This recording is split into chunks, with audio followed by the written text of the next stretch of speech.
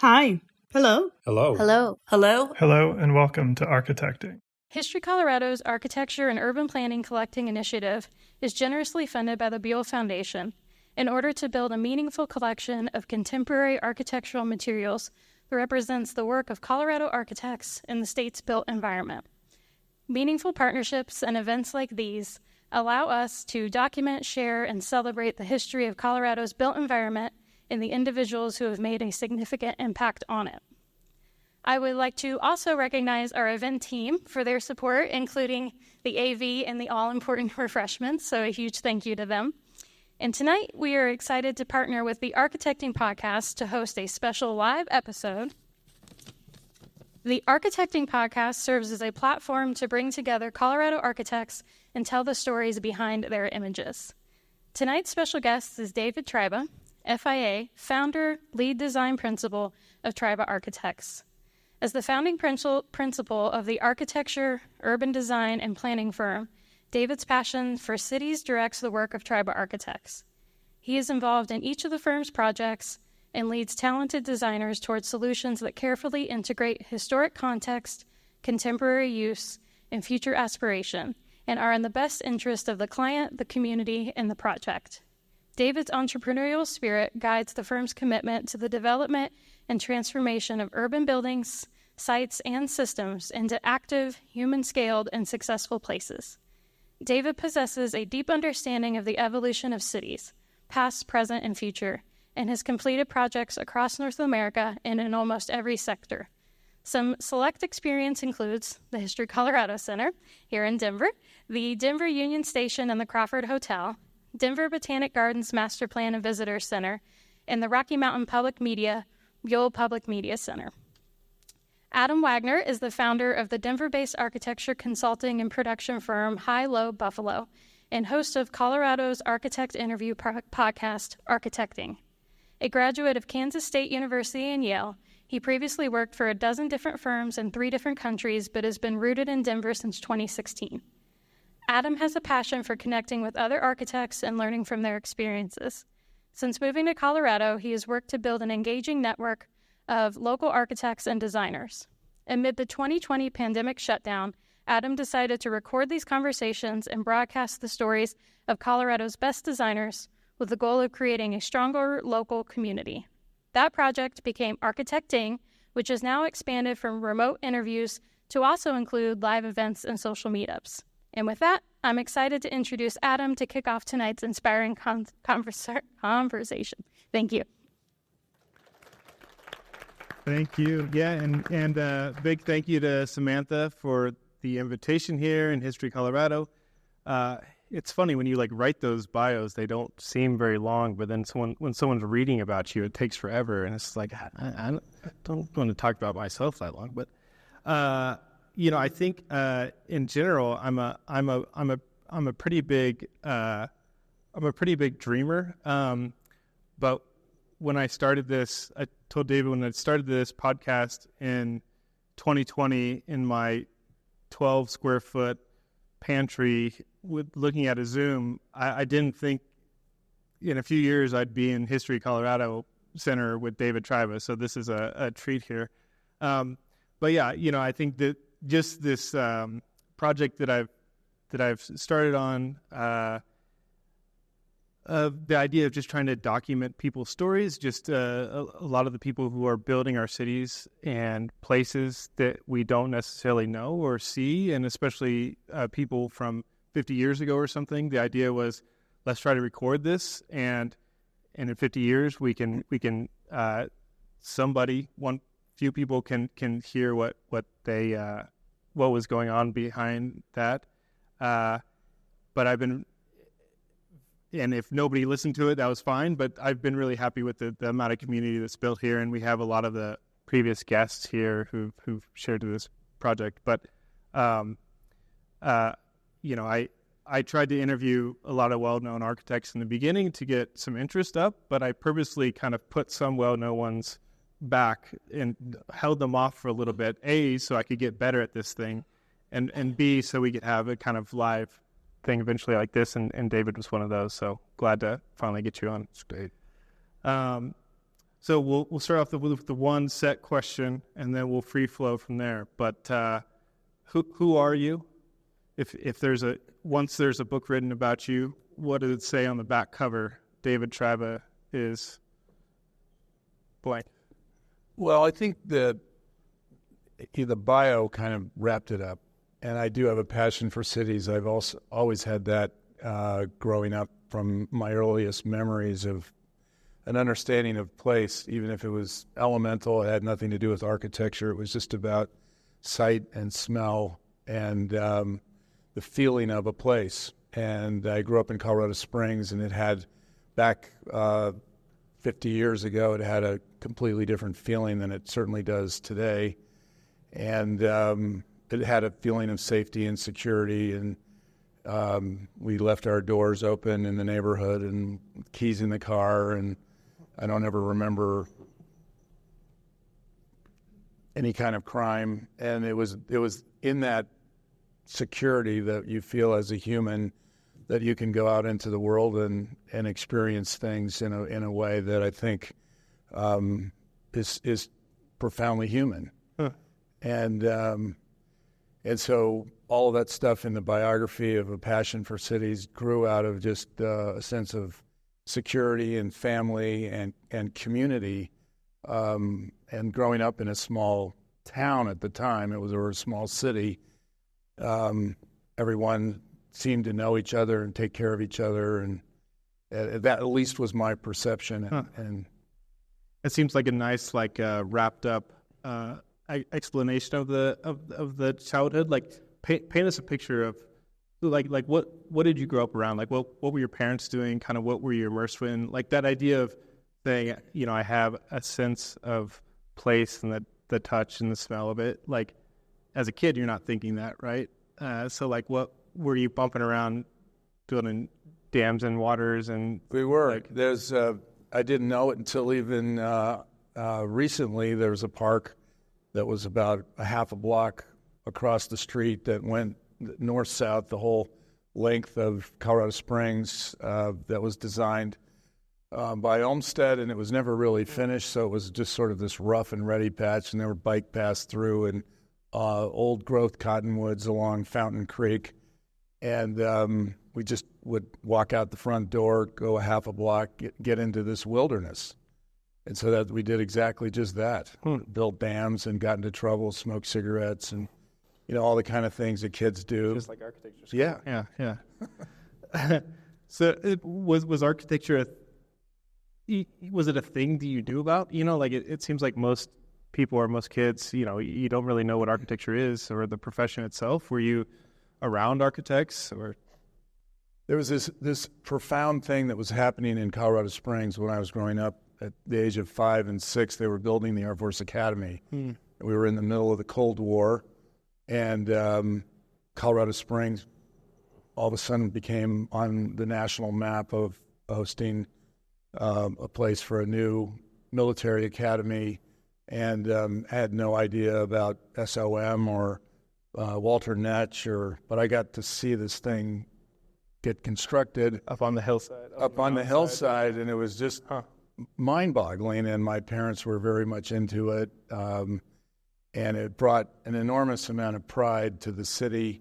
And I think it was in that community benefit that came to the Colorado Springs through something new and groundbreaking that had a profound effect on the community and my family, and therefore me, and the scope and the scale of these structures and in their insertion into the landscape was so powerful that I think I just sort of took all that in, and that it sort of balanced out with the historic and the beauty of the Broadmoor and the mountains, Cheyenne Mountain and Pikes Peak, and this park, and all the trees, and so that was just kind of, I think, just all wrapped up into a perspective of life. But that is unique, I think, in a middle of the country location. Like growing up in Kansas, where I was, right? There's not these amazing pieces of international acclaimed architecture, right? And to be next to that and see that had to have an impact. So then you're going through high school, you hit that college stage. Did you know you wanted to be an architect? What was that sort of process? Well, I came from a family of 5, and we had a big basement. And I kind of think about it now. At Christmas we get the train set,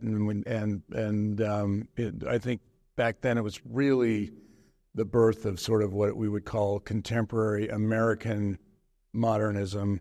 So I got these Kenner building sets for Christmas from Santa Claus, and started building skyscrapers, and then it occupied my time, and I set my younger brothers to work, and we'd be building different things. And so my parents thought that was a great investment. They kept buying more and more of these Kenner sets until the whole basement was filled with all these buildings and cities. And you didn't even need the train. We didn't need just had the bill, yeah. So I think that's, I just was building things from a very young age. And so then did you start off in college for architecture at CU, or? I did. I originally thought that I was going to, I wanted to go to medical school, but I didn't really have the academic talent. And I was working at a hospital, and it was a long story, but I was terminated, and I had been. That means something different at the hospital, yeah. Yeah, right. Yeah. There was a hospital across the street, and so I scrubbed pots and pans after school. But I was taking, in high school, I took a mechanical drawing class, and it was just the funnest thing in the world. I had one elective, and I just enjoyed drawing so much that I got through 1 year in a semester and 2 years in a full year. And my instructor said, you should really go try to find a job with an architect. And it never occurred to me. And there was an architect that had designed a brand new high school that was just a year old that we were occupying. And his office was across the street. And I went over with my drawings, and I got a job when I was a senior, first day of senior year. And went to work at noon and worked till 8, and that was the rest of the story. I just loved being in an architect's office and felt a sense of empowerment and belonging, and then went to the University of Colorado to study architecture. And I was really disappointed to find out that when I got to Boulder, they had stopped the architecture program that very year in 1973. And they created this new program in environmental design, and it really had very little or nothing to do with architecture. And I thought, wow, this is really unfortunate. And but that was the first of a number of things that happened in my life that were exactly what I didn't think was going to happen. And it taught me a way of thinking about problem solving differently than just being an architect designing buildings. And we did everything but design buildings, and for 4 years had these studios in problem solving. Right, yeah. Were you there about the same time as Harvey Hein? I don't remember him. No, okay, yeah. He was just talking about that, the same thing of they were sort of discouraging architects in a way. Yeah. And so, I think it's so funny when first you have to find architecture as a profession, and then you have to find a school, but you know so little about what you're trying to look at in a school, and you end up in a place, and it can totally change your architectural trajectory, right? Right. But so for you just said, okay, I'm going to go to CU because it's here, and then even after the environmental design, you didn't think about sort of going off in another school, that environment was so rich. Mm-hmm. So you're surrounded by this beauty of Boulder and the architecture that is so one with the Flatirons and the mountains and with itself, that it was that sort of extension of home that was just, and coming from a small town, going to a Boulder and with all these attractive women, and it was just I forgot about architecture and just wanted to solve problems. There you go. You know, A lot of problems to be solved. Yeah. So what was some of that? I mean, it's interesting that you working in an office before college, right? So you have a Right. sense of the actual profession, and then the school trying to probably break you of a lot of those things. What was one of those things that really kind of surprised you in that environmental design class, or one of those problems that you were solving that sort of sprung you off in another direction later on? well, there were a couple of professors there that really specifically changed the way I was thinking, and that they were. One guy's name was Jamie Short, and he was one of the founders of communication arts with Henry Beer, and he had just come from working on special effects and developing these sets for a movie called 2001: Space Odyssey. Yeah. And he developed all of these special effects and ways of using the camera in a different way than it had ever been done before to create these effects of zero gravity and all of the models they used. And he forced us to think about things, whatever it was, whatever perspective we had, he would challenge us to think the opposite. And then we would do these field trips to fabricators, where there was a place called Gardner, Denver. It was a big steel fabrication place that fabricated stuff for the war, and it was in Denver, and I don't think it's around anymore, but it was a steel mill, and they did everything from super refined kinds of things that would go into jet planes to big forged, anything from crude to super refined. Yeah. And we'd spend days in places like that and just see how things got made, and go on different field trips to just see, when you draw a line and you expect something to come out of a piece of paper and a drawing, how does it get translated into the real world? And we looked at all different kinds of materials, different processes, and that was sort of the first year. And then it just got more and more sophisticated. And it really did, by the time I was kind of a junior or senior, I really was thinking in a different way, but I still wanted to be an architect. Were you still working at that office in the springs? In the summer times, and then I got a job with a residential architect in Boulder, and so I always had my hand in drawing and in architecture. So yeah. Yeah. I was going to say, each summer you went back, did you just get weirder and weirder for them? And they were like, "Here, draft this section." You're like, "What if you put the camera upside down? Yeah. And zoom in?" And that didn't. I didn't have the confidence yet to start becoming a disruptor. Yeah. But I was so happy to have a job, and the firm that I worked with was doing a lot of civil engineering as well, and a lot of master planning. It certainly wasn't urban design. They were doing military bases, and so I learned how to. One summer I spent a complete summer as a surveyor. I just held the rod, all day long, and with a big hat, and tried to stay out of the sun. But it was in Wyoming, doing a bunch of middle schools and high schools, and flying home on the weekends in these little planes that the firm had, and so I learned a different kind, how to lay out a piece of ground, and they were doing a lot of military base work around the country, so I learned, a different kind of thinking that was more of a large scale. It certainly wasn't urban design, but it was planning. Right.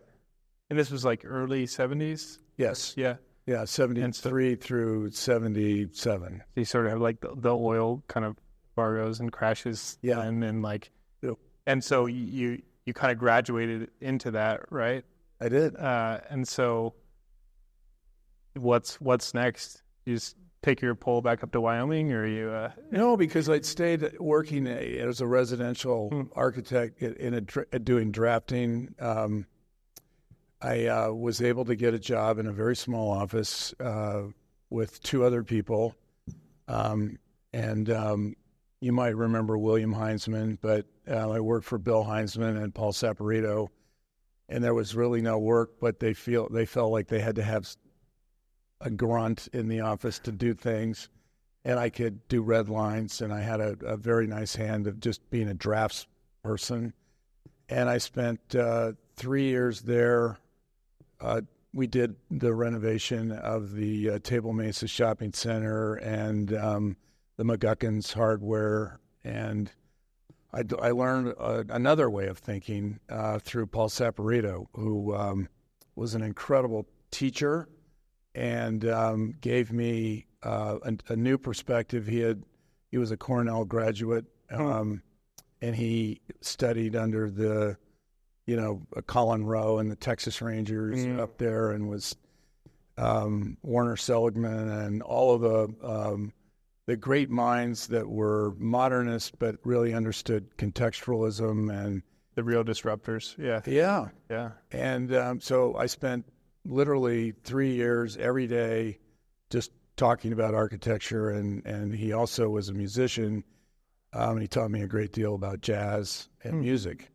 And I got paid to redline and or just do red lines for those 3 years. And so then with that education, then you felt ready to move to New York City. Is that what happened, or you knew enough about jazz you could move over there? And yeah. Well, I thought so, but it wasn't really. No. Introduction. We ran out of work. There really wasn't a whole lot of work to do, and so he urged me to go travel. So I took 3 months and just went to travel. I'd never been to Europe. I was not widely traveled, and so that was the start of my love affair of travel and discovery of other places. And went there for 3 months by myself and had a great time, and came back, and there wasn't any work. But I went to work for a small firm of two other guys here in Denver called the Reestablishment Group. And they were doing small additions to houses and stuff. And I figured time was moving on. I should probably get back to grad school. I applied to Paul had encouraged me to go ahead and apply to some Ivy League schools. I applied to Yale and Princeton and GSD, and I was rejected by like 5 schools. Yeah. And so I went to CU. And I got back into CU and that was Denver at the time? finished my master's in Denver. Yeah. And then I got a job offer at Gensler. And that was another 2.5, 3 years of fantastic education. There was no work. And so I was doing all kinds of different things. And I had a chapter that I kind of didn't talk about was when I was up at Boulder, I became a photographer. And so I did a lot of architectural photography for Gensler when there just wasn't any work to do. And it was fun just being around Gensler and seeing how what was an emerging national firm. They certainly weren't global at the time. They had 5 offices in the United States. And to watch how they operated and how they were fearless of getting work and going after projects. And there wasn't a lot of success at the time just because of the economy, but it was through constant failure that they would get 1 or 2 projects. And I became kind of fearless, not at the time, but through that experience I learned about not worrying about making mistakes or failing or and seeing really great big things happen. Yeah, and probably just experiencing that larger structured firm, right? And sort of how things could work, and how they are able to really iron things out well. And what kind of projects were you working on there? I worked on 3 projects down in the tech center. just sort of at the very, very end of these projects. And then I photographed them when they were finished, and one of them won. They were winning some awards. And there was a project called Harlequin Plaza, which I did not work on, but I photographed, and it was published by Architectural Record. And Gene Cohn came out for a jury from Cohn Pedersen Fox and selected it as one of the award-winning projects. And I got to meet him at the dinner, and he said, "You ought to come to New York." So I don't know if I can't remember if it was in the spring, but I decided to go to. There was absolutely no work. You and showed so up I at his said, doorstep. No, so I said to Gensler, me? we ought to look at housing. We should look at housing. This was back in 1982 or 1982. And they said, well, we don't do housing. We do corporate interiors, and we do corporate office buildings. And that's really all. And then retail and graphics. So the managing principal that was here talked to Art, and I had gotten to know Art through doing photography in San Francisco and stuff. And they said, why don't you just send him to New York for a week or two and have him learn about housing? And so so I went to New York for Thanksgiving, and I went over to KPF and I talked to them, and they said, well, we'll hire you. We just got this new job in Chicago, which was on Madison Avenue, and it's a kind of high postmodern building with the Tin Man hats on it. There was four of those right across from 1 Mag Mile. And they said, well, we're not going to get started on it until the spring. And this was at Thanksgiving. And so I went back to Gensler, and we tried to get this housing thing going, and it wasn't going. And they could see I was frustrated. And I said, would you guys mind if I just moved to New York? And they said, well, there's nothing for you to do, so that'd be great. And the managing principal of Gensler in Denver ended up moving to New York at the same time to take over the New York office. His name was Walter Hunt, and he was a legend, just an incredibly great guy, super fun. We used to have these Gensler ski trips, and we'd get a bus, and I don't think there was anybody at the end of the ski trip that could actually stand up and walk off the bus. But he was just a fun guy. And then he went to run the New York office, and we kind of moved there together.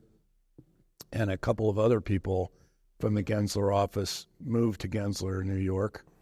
And so we had sort of a little posse of people there, and had a great time. And when I got to New York, the project had been put on hold, so I didn't have any work. The KPF project. The KPF project. So they said, well, why don't you just take the summer off and just go have some fun? And, you get that a lot, don't you? Yeah.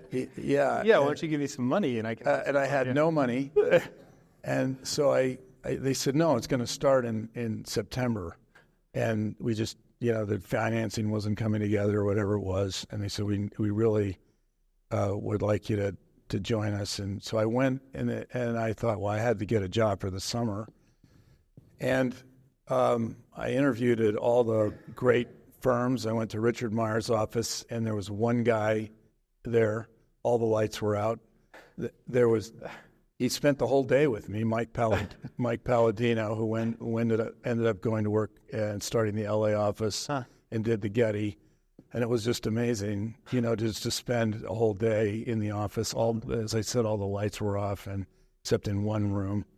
And but I went to firm after firm, and I'd gotten a job offer after about 3 or 4 weeks at Polshek's office. And they kept asking me to come back, and they said, come back on Friday. And this was my third interview. And because I think we're going to need to get you to start on Monday. And I went in on Friday, and there was just this panic look and everybody when I walked into the office, and they said, you should probably go across the street because we just lost this job that we thought for sure we had. And it was the renovation and restoration of Ellis Island. and they were going to need to hire like 20 people. But they said the firm that got it it's like right out the window across the street on 14th and 5th, and it was Buell. Huh.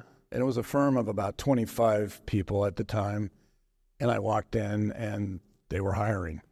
They had just found out an hour before that they got the job, and I walked in, and I went to 2 interviews, I never worked on Ellis Island, but there was a couple of other projects that they just got, and I had this residential background, and there was a new house that they were doing on 58th Street, right in the East River, and it's a famous little house that was going to get torn down and rebuilt, and they wanted me to help them with that. And I told them that I had this job at KPF, and then I was going to just be there for the summer.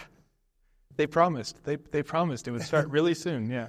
And I stayed there, and it was 100% different than I ever thought I would. The kind of architecture I would practice, because I had this SOM, Richard Meyer kind of pure modernist thing in my mind, Miesian approach to architecture. And I went to work at Buell, and they were doing contextual adaptive reuse, and I ended up staying there for 5 years, and completely changed the way my perspective of what I wanted to do. And was it a thing like you? Did you feel almost like a little resentful in the beginning of like, I'm having to do this work that I'm not that interested in, and Yes. it was kicking and fighting and then just slowly indoctrinated you Yes. from the dark side. And in fact, I tried to convince them to come over to the Right. to the light. To the white. The white. There- Exactly. I tried to get them, and I remember one night I was going to Harrisburg, Pennsylvania, on a train out of New York to do an adaptive reuse of 2 city blocks that were up against a Mitchell Jergala project, right across the street from the Pennsylvania State Capitol. And, I had this long conversation about trying to break them into that they really needed they could be a great firm if they focused on modernism, and If they did what you said, yeah. It didn't work. it didn't work. So, at what point were you saying, I think I'm going to have my own architecture firm? Like, was that a kind of thought throughout, or?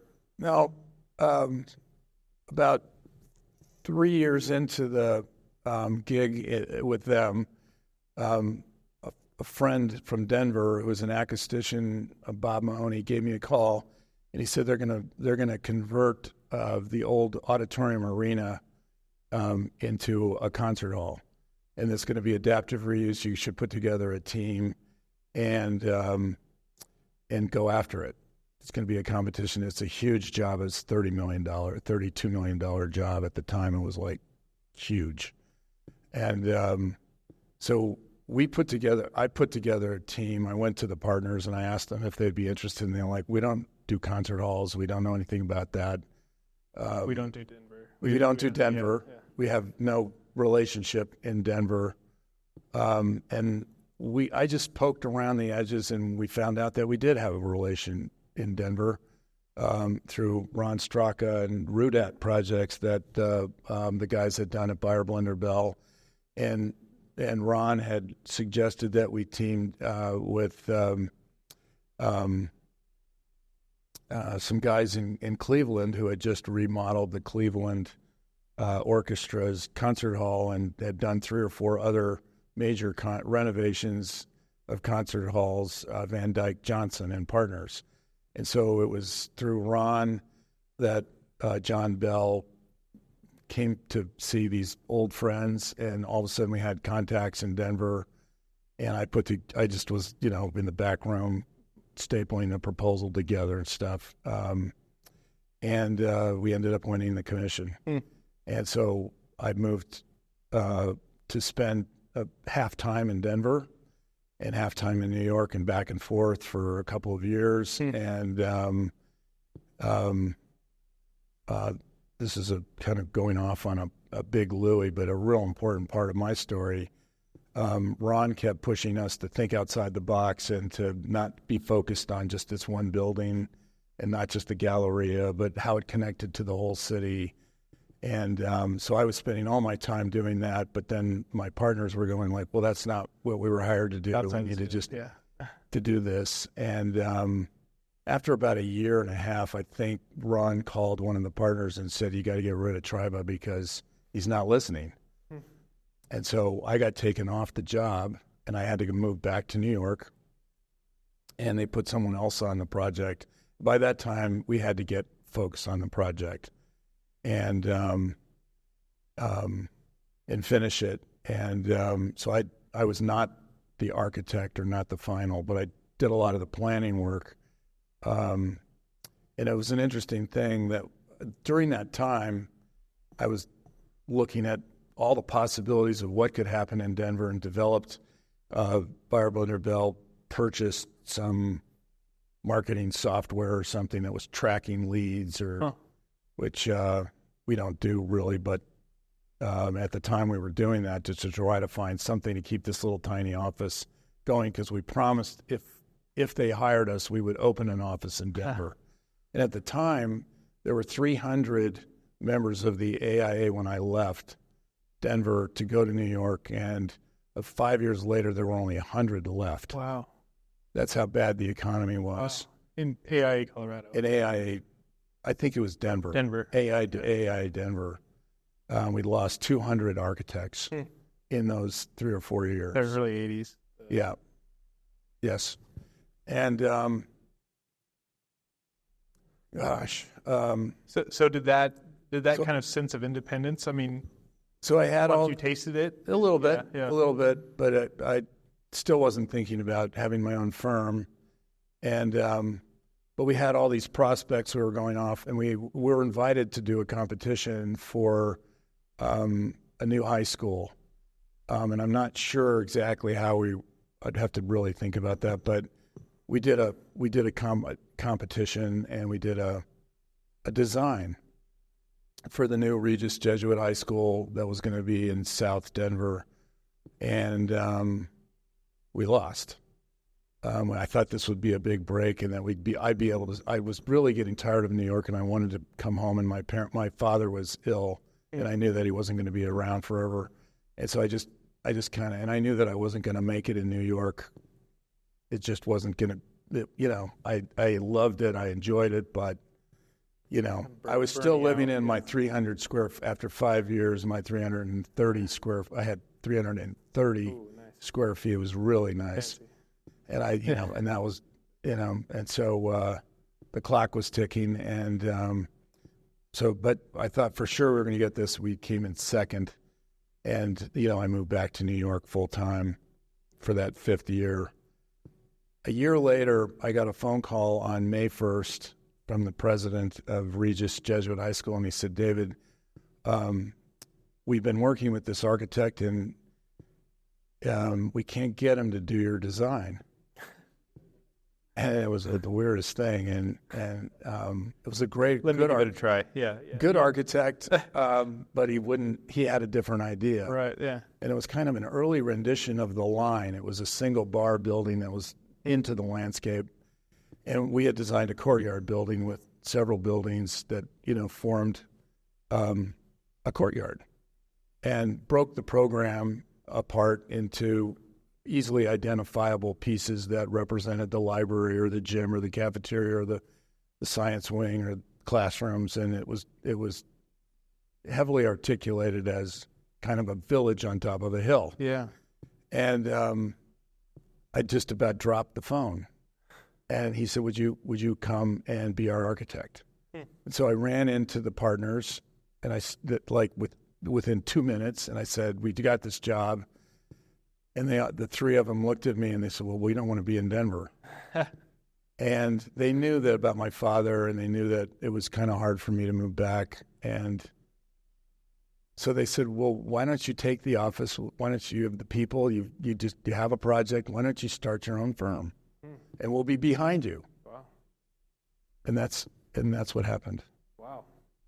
Yeah. Long story. So then it was just gravy from then on. Just super easy. And but so I mean that started the office, this big complex. And then it feels like from how your stories normally go, did it crash or something? Or yeah. Yeah, we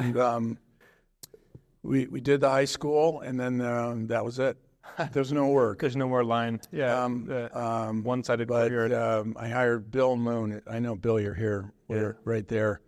And Bill,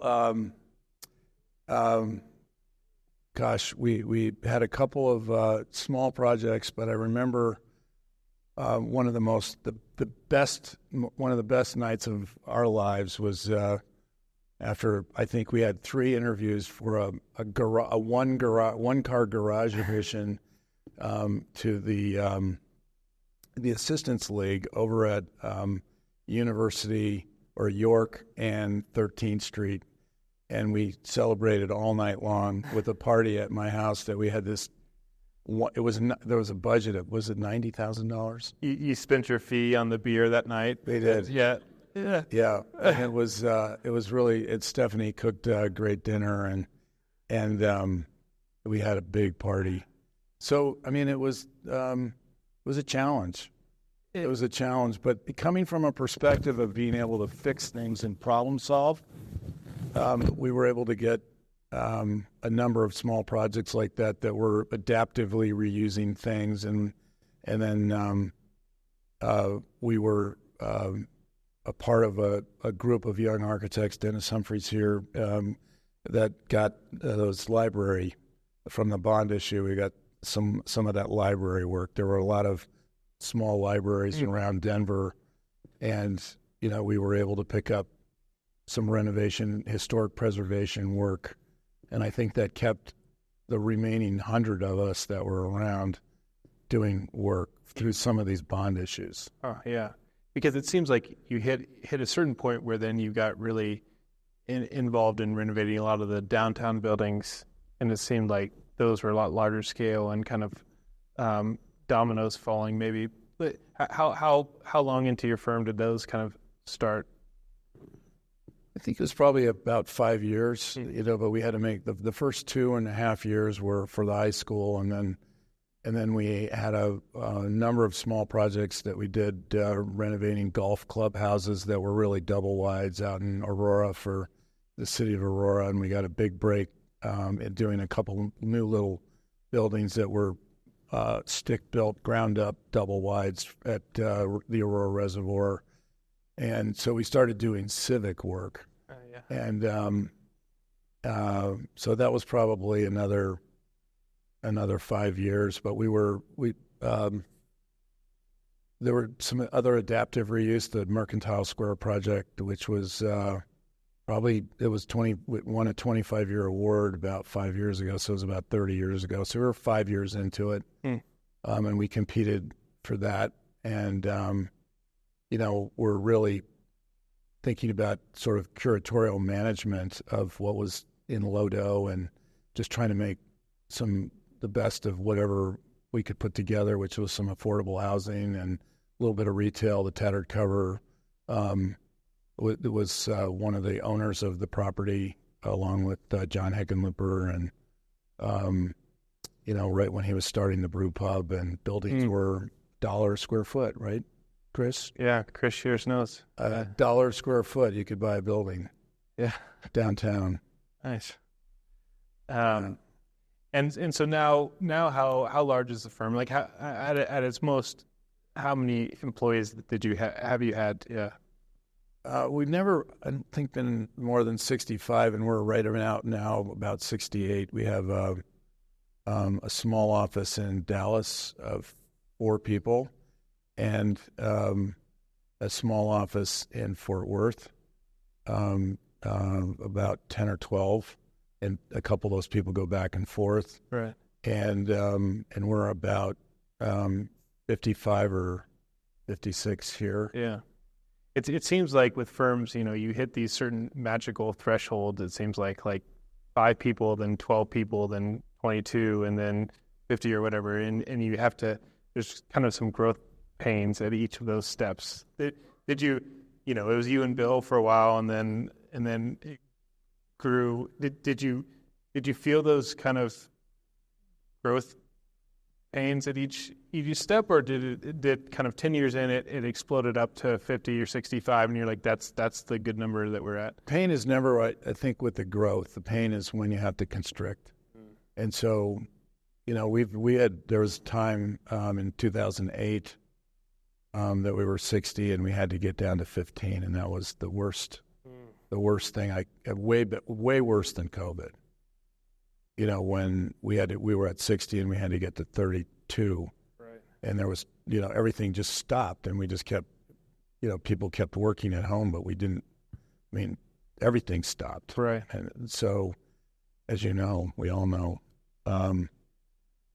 But now is the pain of really saying, what is it that we really want to do next, and trying to focus our firm on the best of the talent that we have, and then letting go of some things where we're not in alignment, and choosing our work to make sure that it's for real, and that we're in alignment with our clients.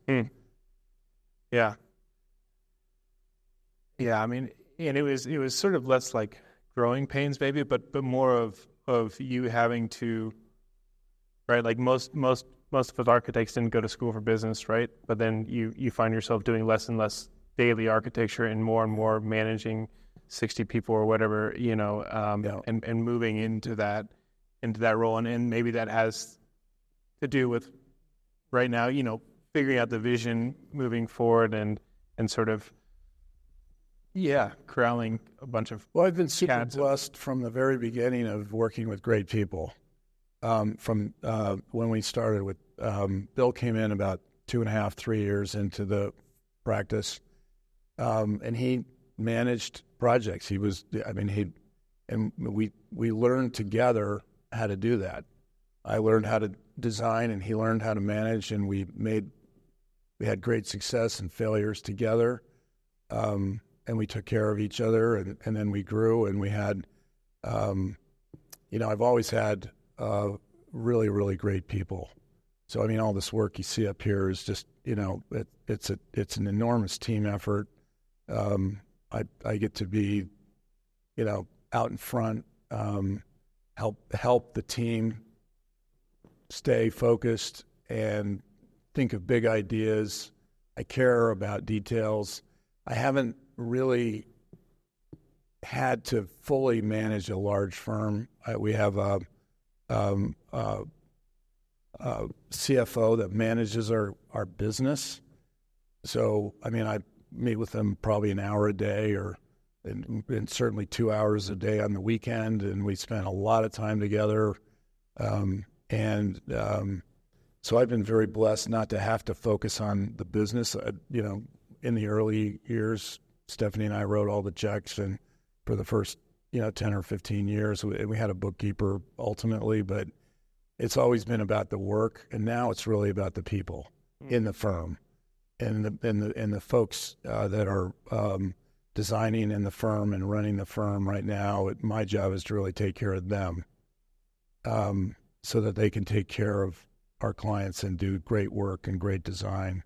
So that's been my focus, and that's an interesting transition, right? And one that's very exciting for me, to see the firm grow past just me, and look at the incredible talent that we have that are doing this work, and you see that it's not just architecture, but there's an enormous amount of urban design that we're doing, and I think that's one of the great things I think about Denver. Firms are getting more architects are getting into thinking about their work in a larger context, which is going to it's making a better city.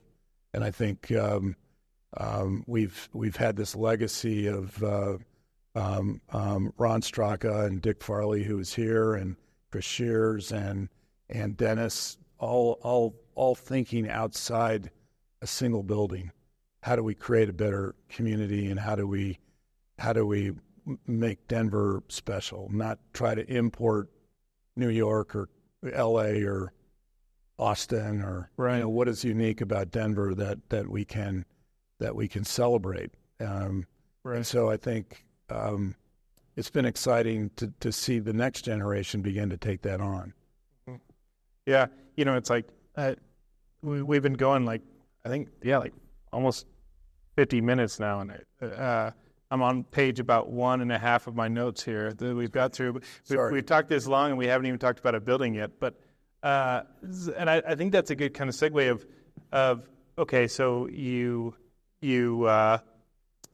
went to school, problem solving, you're moving around, you're thinking Richard Meyer, then you're getting into more contextualism, then you're coming here, you're fighting for whatever you can kind of get, and doing these renovations. But I think your work has a real sense to it, of a body of work, and I'm curious, sort of, what are those sort of, how did all that stuff kind of distill into architectural principles or ideas for you, and then how did that and how does that shown in a building? And I think since we're in this building, that's a good opportunity to kind of speak about. I think the concept and the idea of designing a building, like you're saying, for Colorado, right? It's a big job, and of what it is now, projecting what it is to the future, right? Like how did this come about? Great question. Like 4 of them in there, so sorry. Yeah, so I did hold on, I think, to what I loved about Meyer's work is the discipline and the rigor that he brought to his thinking about creating architecture, and how could we do that in a way that would be not white? Right. How could we do that in a way that was Colorado? We have different kinds of environmental conditions here, with it being a mile high. The air is thinner. We don't have a sky dome is completely different than the East Coast or even the West Coast, or Europe. It's quite unique. And so how do we protect ourselves from the sun in terms of just glazing systems? How do we create light and shadow that is meaningful and that doesn't look applied, that has a purpose, that is delightful, and so that there's that. I think we've tried to keep the discipline through all of our work, that there's a clear diagram, that you have a feeling how to enter a building, that a building pulls the energy from its neighbors and gives back energy to its neighbors. So we always try to look at who's around us, what we're doing, and not only just the building on either side or up and down, but if there isn't a context, what is a context that we could create that would allow other people to draft off of whatever we might do.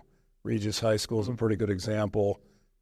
We did the boys' school, and then they decided that after about 10 years that it would be good to have girls out there. So the girls got the boys' school, and then the boys got a new school, and then they decided they were going to build a performing arts center and a science center and a stadium, and the notion of a village has carried through, and there's 20 buildings out there now. And it's all part of a language, kind of like at University of Colorado Boulder, where there's a continuity to the context. In that case, which started from nothing, but our work in Denver has an enormous amount of context, even if it's bad. How do you make a series of unfortunate neighbors better? Right. And make and not be so proud to make them look bad. Right. So context is a real important thing. Continuity. And then we'd like to think about change. How do we make it better? And first and foremost, we talk about being professionals. As architects, it's often easy to think about what's in your mind, but if you're really thinking about the city and thinking about being a professional, take the Hippocratic Oath and do no harm. first, do no harm. And so I think our practice has emerged into sort of more of a curatorial management of the built environment, where we're adding, filling in, subtracting a little bit here and there, and trying to create a context which, is relatively new. I mean, Denver's 150 years old, and the opportunity to carry that trajectory. The early parts were absolutely fantastic. The middle part was fantastic, and then we had modernism, which destroyed, 65 blocks of the Auraria neighborhood, and I think 53 blocks of, 27 blocks of downtown. So when you put it all together, I mean, it's unimaginable, the destruction because we thought we needed change. And so what's a new way of thinking about change? How can we change something that we've already got, especially when we're trying to be sustainable? Right. I mean, when you're wiping out, the maps and the images of what happened to Denver in the 70s, and it's just remarkable that anybody could think that that was a good thing to do. Right. Yeah. It's hard to have that crystal ball, right? Well, now we're thinking about it again. Ideas, right? Of we think we're doing good and bringing about big change, but there is discussion amongst our peers, not so much the architects, but people that we respect in the development industry, that suggests that maybe we need to take some of these towers down. Yeah. We can't figure it out, so we need to let people know that we're open for business and that we should clear the land. And, it's hard to imagine that we haven't really learned that just doesn't work. Yeah. For our environment, for our culture, for just our human psyche to watch that go away. Right. But sort of this clash of our architect problem-solving minds compared with the sort of sometimes need to sit back and yeah. Part of it's, a good part of it is our architectural education in academia. We're all taught to do that. Yeah. With a clean, think about things from a clean slate standpoint. Yeah. Speaking of bright minds, is there any good questions out here? I know there's some people who've known this man for a long time. You have him on the record on a microphone right now. Any burning questions? Yeah, thank you, David, and thank you, Adam, for this insightful hour. It's a pretty special experience to get to hear about the life and career of an architect while standing in one of their creations. So we appreciate you coming out tonight. And like Adam said, we'd like to open it up in the audience to any questions that you might have. I'm happy to walk the mic around.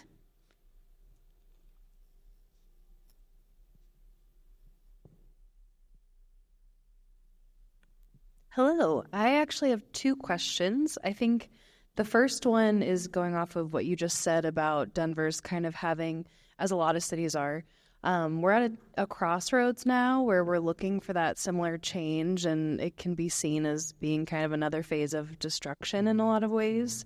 So what are some things you think Denver could really be doing better in terms of that forward architecture motion? You spoke about community in Denver and how architecture can help support that community. And clearly the work that you guys have done here in Denver shows that your buildings are truly everywhere, from lots of different decades and times. So what are some of the things that you really think we should be focusing on and looking towards?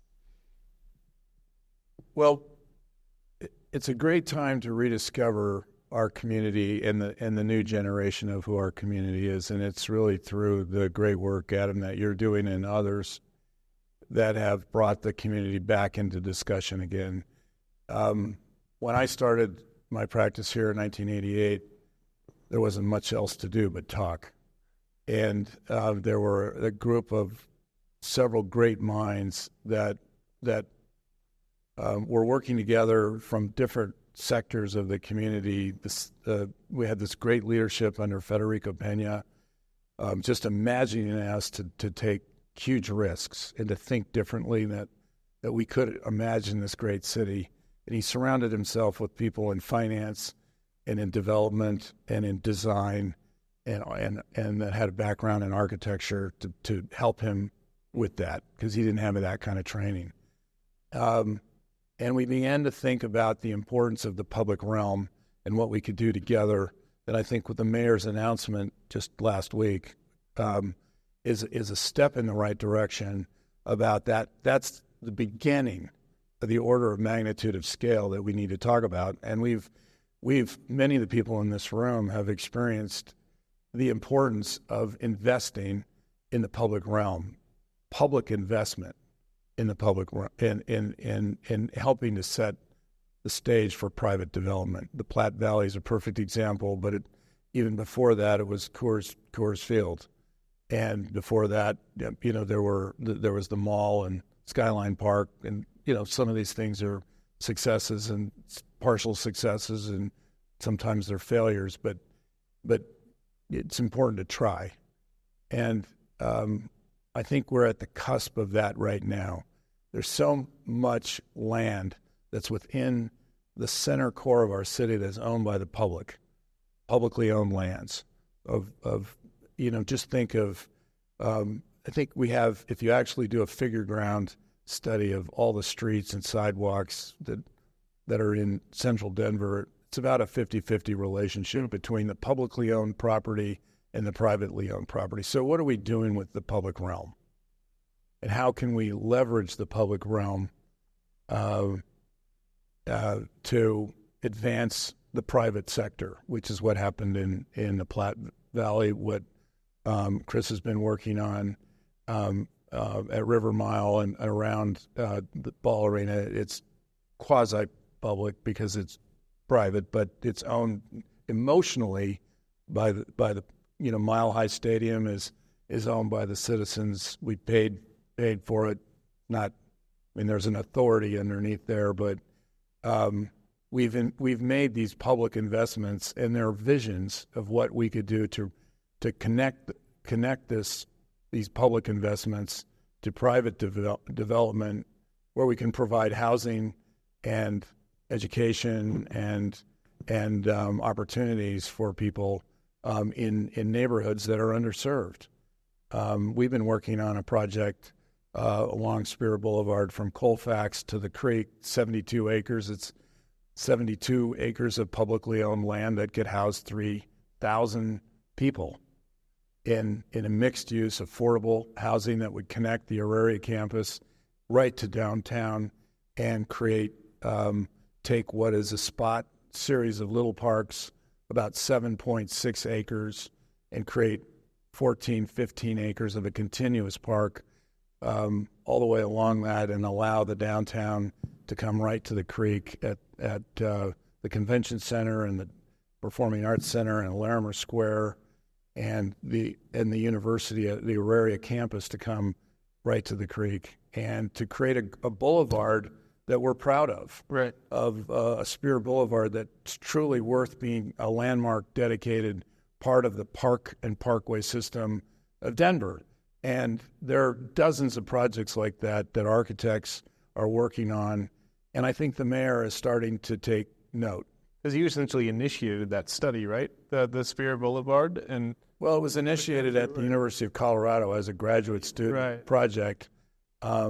My son was in one of the classes, and Stephanie Protzman was in that class, who is here tonight. And I think it's a semester project that has been ongoing as a conversation between the university and the city of what can we do with this wasteland. Right. And we can do great things with publicly owned land, and that's just one example. But we recently mapped all the city-owned land throughout Denver, and it's remarkable what we could do in terms of providing housing, and the city can continue to own the land and lease the land. So it isn't about selling off the city property to developers, and they can require a certain amount of affordable housing and require a higher level of design and construction because you don't have to pay for the land.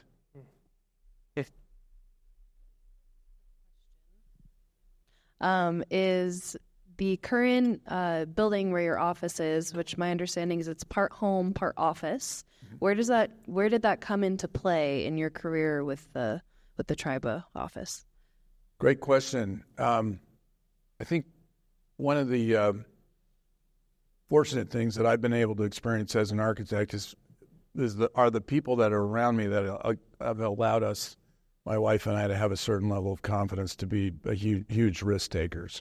So we bought this building 25 years ago together when we couldn't find a place that we could afford either to live or to rent. As an architect, we were in the Daniels and Fisher Tower, clock tower, for about 11 years, Bill, I think. And we just took a huge risk. The guy that owned the building was getting near the end of his life, and his kids didn't want it. So we were persistent and stayed with it. And if I told you, what we paid for the property, nobody would believe me, because you couldn't buy a one-bedroom townhouse for what we paid. But we had to put our life into it, and it was, we were way out, kind of in this new, fantastically emerging neighborhood called NoCo, which most people have never heard of, north of Colfax. But we made that up. Sounds good. And raised our kids there, and now we have recently moved just in the last 90 days. After 25 years, the idea was to expand the firm when we bought the building, and that we would live there for a few years until we grew, and that actually didn't happen. It took 25 years, and then now we're, kind of faced with the high interest rates and the different economy. And a couple of years ago, we were on a real roll up, and so it's a challenge to to think about how we're going to fill that space, for sure. But we will. But nature abhors a vacuum, so we'll figure it out. But that's the story of a little bit of the story of that property. Was that your question? Yeah.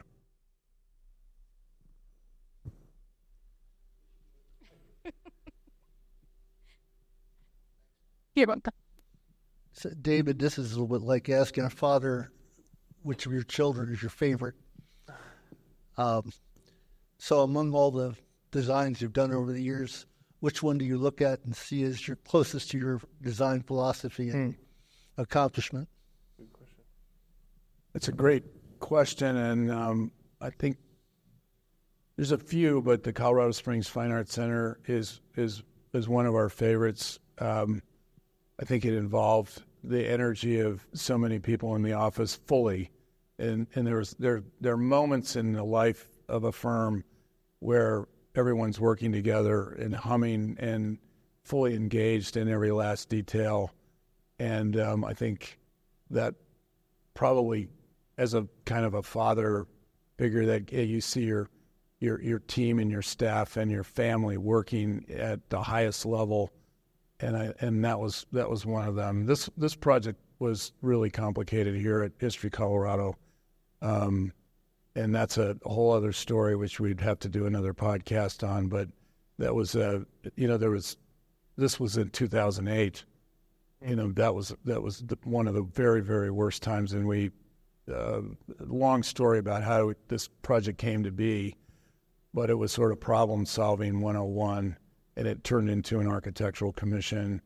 And, we were lucky to be shovel ready for the American Recovery Act, and we got some public financing because we had plans and we had a concept, and we pushed it to the government that we could employ people, whether they were architects or contractors, or and that there was a need to clear the site for the future Justice Center.